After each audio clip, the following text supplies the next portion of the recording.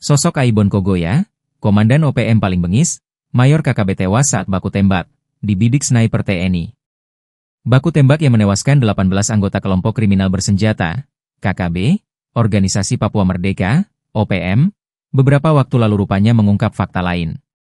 Dari 18 anggota OPM yang tewas, ada satu orang yang memiliki posisi cukup penting dalam struktur organisasi KKB.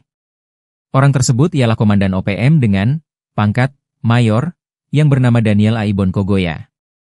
Aibon Kogoya dikabarkan tewas dalam operasi penindakan yang dilakukan TNI di distrik Sugapa, Kabupaten Intan Jaya, Papua Tengah.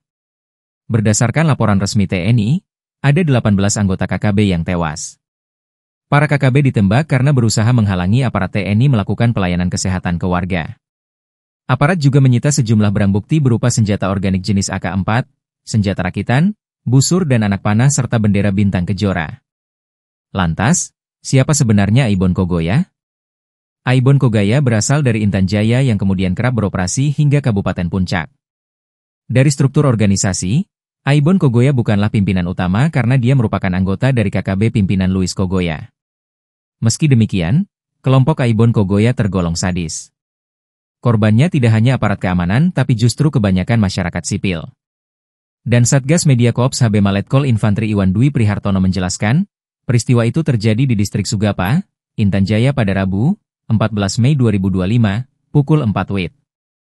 Saat itu aparat TNI hendak memberikan pelayanan kesehatan dan edukasi ke warga di Kampung Titigi, Dugu Siga, Jaindapa, Sugapa Lama, dan Zanamba.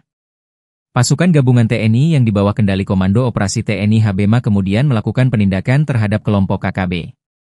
TNI pun berhasil mengamankan situasi di distrik Sugapa.